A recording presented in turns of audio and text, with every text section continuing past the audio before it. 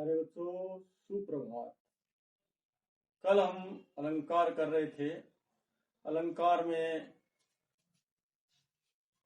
शब्दालंकार किया था। शब्दालंकार के दो भेद मैंने बताए थे, एक अनुप्रास और एक यमक। अब आगे बचा है श्लेष और वक्रोक्ति, वो हम सीखेंगे। अलंकार मैंने छोटे रूप में आपको बता दिया था। अलंकार दो शब्दों से मिलकर बना है, अलम प्लस कार। अलम का मतलब होता है सुशोभित,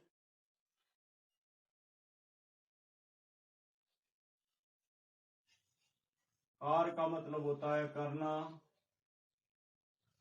किसी पद्य या कविता में अलंकार का प्रयोग उसमें रमणीयता लाने, चमत्कार उत्पन्न करने के लिए किया जाता है, जो मैंने कल आपको बता दिया। अब इसी अलंकार के तीन भेद बताए थे मैंने, तीनों भेदों को आपको समझाया था कल। पहला शब्दालंकार,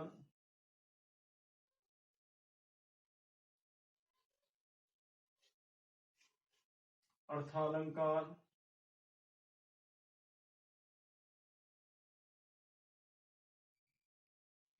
उभयालंकार।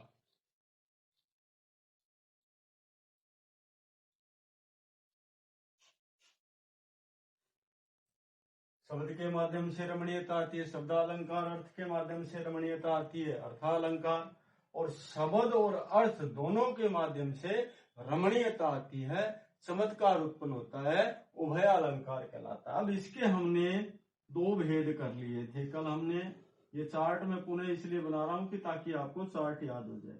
अब पहला अनुप्रास कर लिया था। अनुप्रास, इसके दो भेद बताए थे मैंने, और वर्णानुप्रास के सेकानुप्रास, श्रुत्यानुप्रास, ये सारे बताए थे। लेकिन आपको अनुप्रास सीखना, इसलिए मैंने सरल रूप में आपको अनुप्रास समझा दिया। यमक में भी मैंने बताया था, यमक शब्द की आवृत्ति होती है, अर्थ प्रत्येक बार भिन्न होता है, यमक अलंकार कहलाता है। इसके बाद श्लेष है। श्लेष अलंकार में क्या होता है वो मैं अब आपको बताऊंगा, और एक बताऊंगा वक्रोक्ति। वो भी श्लेष का ही पार्ट कह दो, चाहे श्लेष का पार्ट कह दो, चाहे अलग से इसको करे। शिक्षा विदों ने इसको पांचवें रूप में स्वीकार, चौथे रूप में स्वीकार कर लिया। अब श्लेष अलंकार करते हैं। श्लेष में क्या होता है, इसकी परिभाषा सीखने का प्रयास करेंगे। पहले, किसी पद या कविता में शब्द की पुनरावृत्ति हो और अर्थ प्रत्येक बार भिन्न निकलता हो, उसे कहते हैं श्लेष अलंकार। अब श्लेष दो प्रकार का होता है, अभंग और सभंग। दो प्रकार का होता है, एक होता है अभंग और एक होता है सभंग। दो प्रकार का होता है। अब अभंग को लेते हैं चाहे सभंग को लेते हैं, मैं आपको श्लेष बता दूंगा जिससे आपको समस्या नहीं रहेगी। प्रतियोगी परीक्षा में श्लेष के बारे में पूछा जाता है, जो मैं अच्छे उदाहरण से स्पष्ट करूंगा, जो आपको अच्छी तरह समझ में आ जाएगा।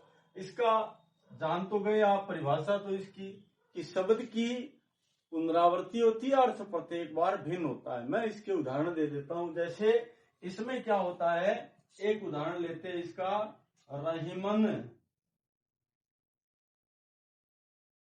पानी राखिए, बिन पानी सब सून।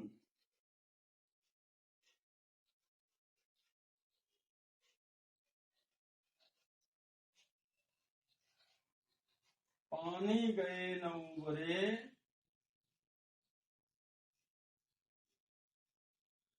मैं उबरे मोती मानो सून।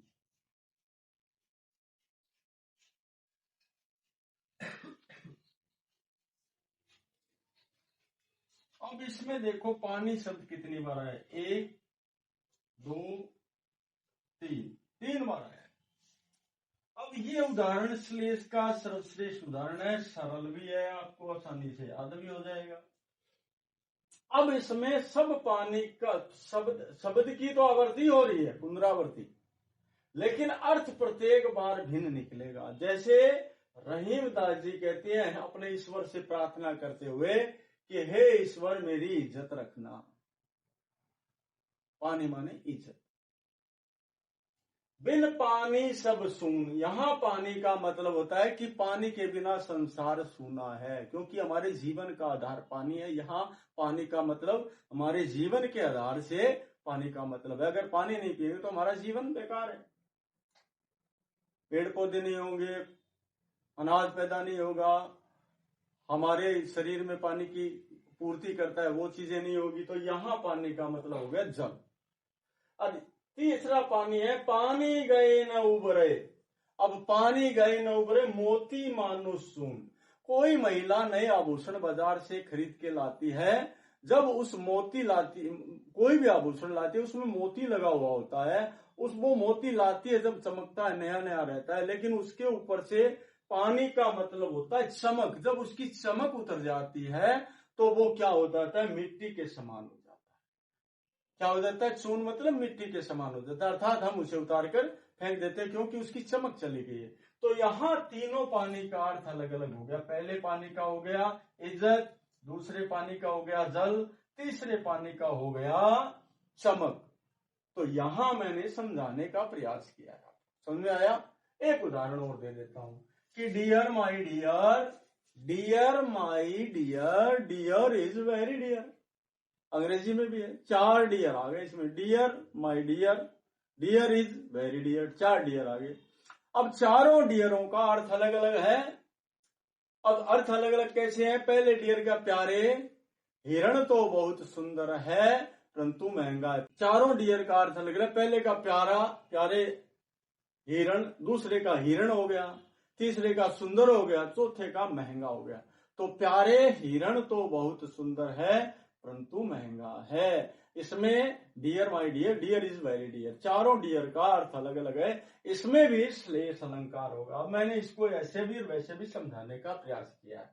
अब इस श्लेष को, अब इसे हम श्लेष कहते हैं क्योंकि ध्यान रखना है जिसमें शब्द की आवर्ती हो, अर्थ प्रत्येक बार भिन्न निकले, श्लेष अलंकार कहलाता है। इसके बाद में आता है ये वक्रोक्ति।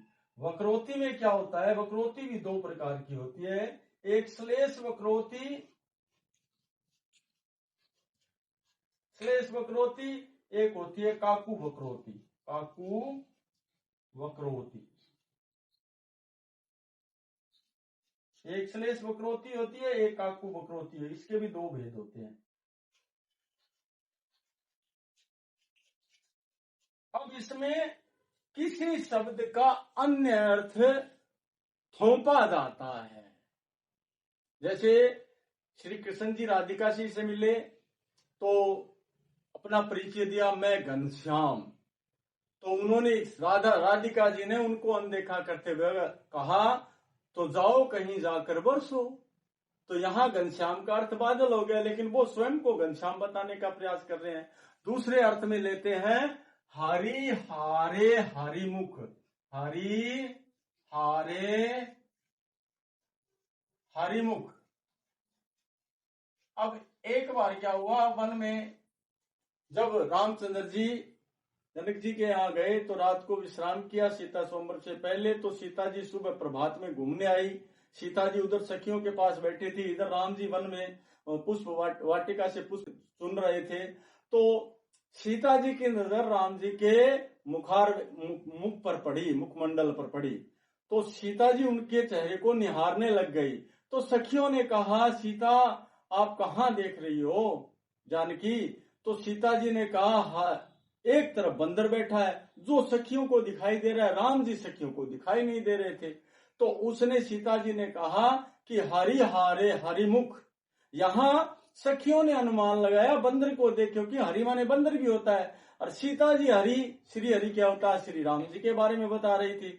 तो सखियों ने कहा, अरे तूने बंदर पे अपना सब कुछ हार दिया, जबकि सीता जी राम जी पर अपना सब कुछ न्यौछावर करने के बारे में बता रही थी।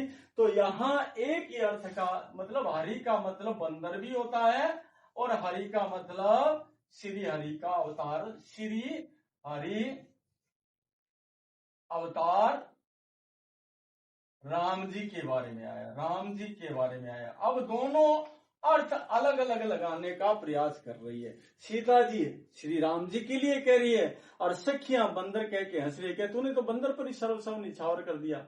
जबकि सीता जी राम जी को कह रही है। फिर सखियां खड़ी होके देखा कि बंदर पे कैसे गिर रहे, देखा, फिर उनको देख कर कहने लगी, अरे आप तो कहीं आप कुछ और कह रहे हो और हम कुछ और अनुमान लगा रहे हैं। तो इस प्रकार इसमें वक्रोक्ति होगी। क्यों कि अर्थ अलग लगाया जाता, थोपा जाता है, लगा नहीं जाता, थोपा जाता है।